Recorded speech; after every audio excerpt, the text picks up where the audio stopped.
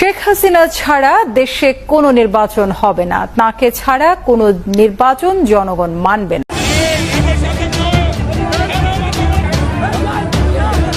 ইমাম সাহেবদের, আলেম সাহেবদের বাংলাদেশে কোনো দাম নাই। আপনারা সুদখোরের কথা বললেন। বাংলাদেশের প্রেসিডেন্ট হলো বড় সুদখোর ডক্টর ইউনূস। সবচেয়ে বড় সুদখোর হলো ডক্টর ইউনূস। এনসিপি অস্থির ধ্বংস হয়ে যাবে, আল্লাহর গজব পড়বে তাদের। জয় বাংলা। এই জিনিসটা যতক্ষণ পর্যন্ত মাথায় আনতে না পারবেন ততক্ষণ পর্যন্ত দেশের কিছু করতে পারবেন না। কারণ যাকে আপনি সম্মান দিচ্ছেন সেই তো দেশের বারোটা বাজাচ্ছে। মাটিতে খেলে দেখো ভালো লাগে। তারা চান্স পেলেই পশ্চিমা দেশের কাছে কাঁদে যে আমাদেরকে এটা করতে দেয় না। আমরা কেন রাজাকারদের লিস্টটা সঠিকভাবে করিনি?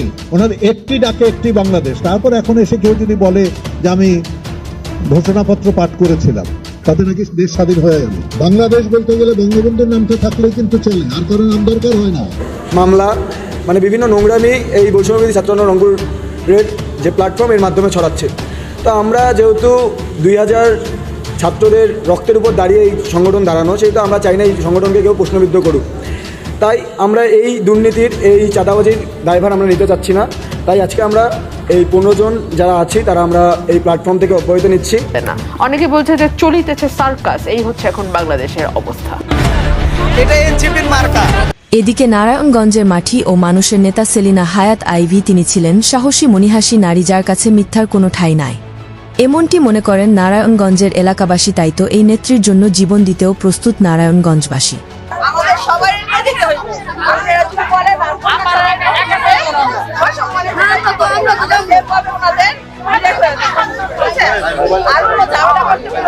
গ্রেপ্তারের আগে আইভী গণমাধ্যমের কাছে অভিযোগ করেন, বর্তমান সরকার বৈষম্যের কথা বলে ক্ষমতায় এসে আমার সাথে বৈষম্যমূলক কাজ করছে। বর্তমান যারা সরকার আছেন সাম্যের কথা বলেছেন, বৈষম্যের বিরুদ্ধে আপনারা আন্দোলন করেছেন, সরকার হটিয়ে নতুন সরকার এসেছেন, তাহলে কি এই বৈষম্য? তাহলে অনেস্ট রাজনীতি, সততার কিসের মূল্যায়ন?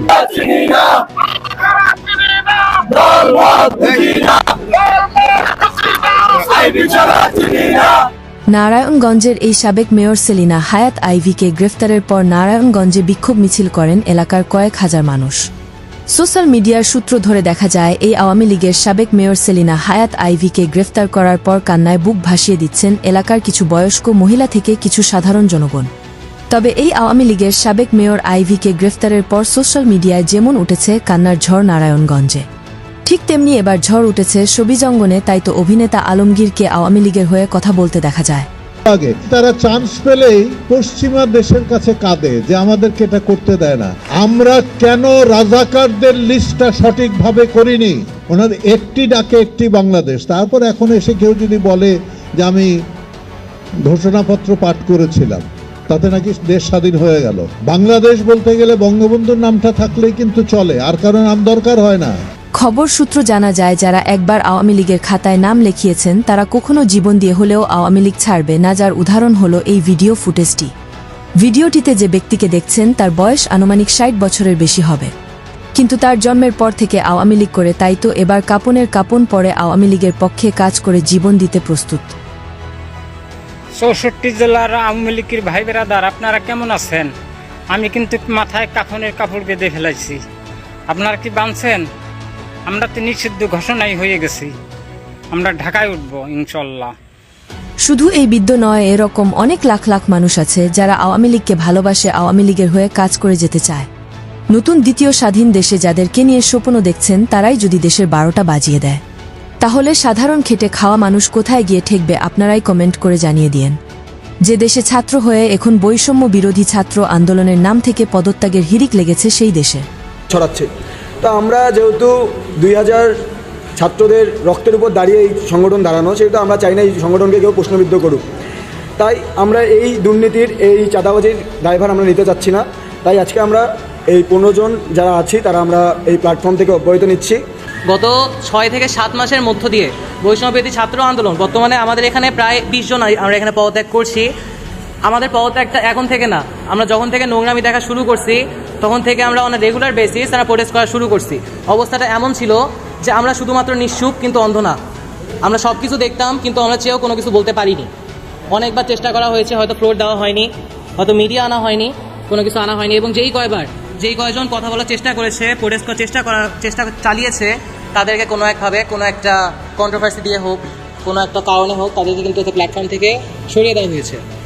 বৈষম্য বিরোধী ছাত্র আন্দোলন রংপুর মহানগর এবং জেলা উভয় কমিটির এখানে যুগ্ম সদস্য সচিব, সংগঠক এবং সদস্য সহ এখানে আজকে সবাই তাদের পদত্যাগপত্র জমা দিয়েছে। হয়তো সংখ্যাটি আরো বাড়বে। এটা এনসিপির মার্কা, নতুন মার্কা। এটা হচ্ছে এনসিপির, আমরা বোতল মার্কা দিয়েছি, এনসিপিকে দিয়েছি, আমরা ভালোবেসে দিয়েছি। এটা এনসিপির নতুন মার্কা, এনসিপিকে আমরা ভালোবেসে এই বোতল মার্কা দিয়েছি। কিন্তু কেন এর পেছনে কারণ কি? পানির অপর নাম জীবন, তো জীবন যেহেতু পানির অপর নাম জীবন, সবারই তো জীবন দরকার। তো আমরা সেই ক্ষেত্রে পুরো বাংলাদেশকে যেন এনসিপি যেন এই বোতলের পানি জীবন যেন ভালোভাবে বাঁচতে পারে, সেই জন্য আমরা দিয়েছি। এনসিপি অস্ত্রে ধ্বংস হয়ে যাবে, আল্লাহর গজব পড়বে তাদের, আল্লাহর গজব পড়বে তাদের। এই এনসিপির অবস্থা আরো ভীষণ খারাপ হবে। এই সরকারের হাতে 90,000 কোটি টাকা গত 8 মাসে পাচার হয়ে গেছে। লুট তরাজ ব্যাংক ডাকাতি এরাই করতেছে। এই ডক্টর ইউনূস কোথায় ছিল?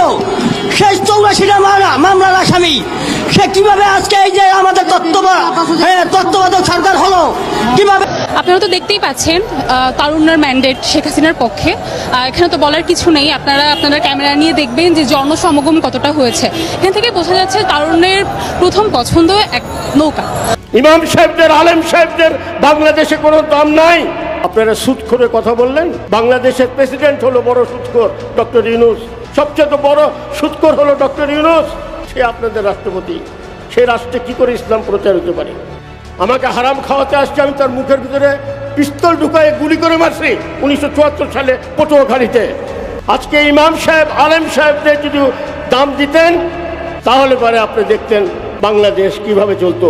97% তো মুসলমান, ডান দিকে ভারত, বাঁ দিকে ভারত, এদিকে বার্মা, চারিদিকে কুফরি সেরেকি। কে বলতে তো ভাই শেষ করেন? না কে বললো শেষ করেন? এরকম বেয়াদবি করেন না ভাই, ডাকেন না। তাহলে মানুষের সাথে বেয়াদবি করা চরম শয়তানের অনুসারী, ওটা ইবলিসের বাচ্চা।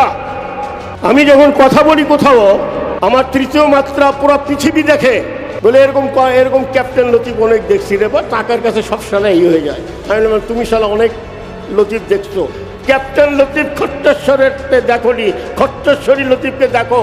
ঢুকালাম পিস্তল, ঢাং ঢাং, লে সারা যা, হারামের রক্ত দিয়ে পয়দা হয়েছিল, হারামের রক্ততে পাঠাইছিলাম তোকে। আওয়ামী লীগ থেকে টাকা নিচ্ছে এনসিসিবি আর এই হাসনাত আব্দুল্লাহ চিলড্রেন পার্টি। বাবারা, তোমাদেরকে বলি যে তোমরা স্ববিরোধী কথা বলে যাচ্ছ। স্পষ্ট কথা হচ্ছে, বিএনপি কোনো সময় আওয়ামী লীগকে ওই পুনর্বাসনও করতে চায় না, তাদেরকে 5 পয়সা নেয়ও না। হাসনাত যে কথাটা বলেছে, বরঞ্চ হচ্ছে কি, চোর যখন চুরি করতে করতে অভ্যস্ত হয়ে গেলে তখন ওই চোরের কিছু প্রকাশ পেয়ে যায়। অন্তর্বর্তীকালীন সরকার ডক্টর মোহাম্মদ ইউনূসকে আর সরকারের চেয়ারে দেখতে চায় না কিছু সাধারণ জনগণ। তাই তো জাতীয় নাগরিক পার্টির এনসিপির মার্কা নিয়ে মজা করছেন অন্য ছাত্ররা। এই হলো সোনার বাংলাদেশের বর্তমান অবস্থা। এটা এনসিপির মার্কা, নতুন মার্কা। এটা হচ্ছে এনসিপির, আমরা বোতল মার্কা দিয়েছি, এনসিপিকে দিয়েছি, আমরা ভালোবেসে দিয়েছি। এটা এখন দেশে যা চলছে সবাই সিন্ডিকেট অবস্থা। এখন সিন্ডিকেট বিশ্ববিদ্যালয় তৈরি হয়ে যাচ্ছে, মনে হচ্ছে তারাই রাষ্ট্র চালাবে। তো এটা তো ঠিক না। আমরা জুলাই আন্দোলনে আমরাও সৈনিক, আমাদের বিশ্ববিদ্যালয় থেকে মারা গিয়েছে। আমি নির্দিষ্ট কোনো বিশ্ববিদ্যালয়ের পক্ষে বিপক্ষে কোনো কথা বলবো না, কারণ আমি এসেছি আমার দাবি নিয়ে। কিন্তু তারা যে ধরনের আচরণ গতকালকে থেকে ফেসবুকে করছে, এটা একদমই আশা করা যায় না। কারণ তাদের উচিত ছিল আমাদের পাশে দাঁড়ানো, কারণ আমরাও শিক্ষার্থী, আমাদের দুঃখ তারা বোঝা উচিত ছিল। হয়তো তারা হল আছে, তাদের এখন অন্যরকম মর্যাদা, এই জন্য আমরা দুঃখ বোঝার চেষ্টা করছে না। এনসিপি অস্ত্রে ধ্বংস হয়ে যাবে, আল্লাহর গজব পড়বে তাদের, আল্লাহর গজব পড়বে তাদের। এতক্ষণ আমাদের সাথে থেকে ভিডিওটি শেষ পর্যন্ত দেখার জন্য আপনাকে অসংখ্য ধন্যবাদ। আপনি চাইলে আপনার মূল্যবান মতামত আমাদেরকে কমেন্ট করে জানিয়ে দিতে পারেন। আমরা আপনার সেই মহামূল্যবান কমেন্টের রিপ্লাই দেওয়ার জন্য সর্বদা চেষ্টা করব।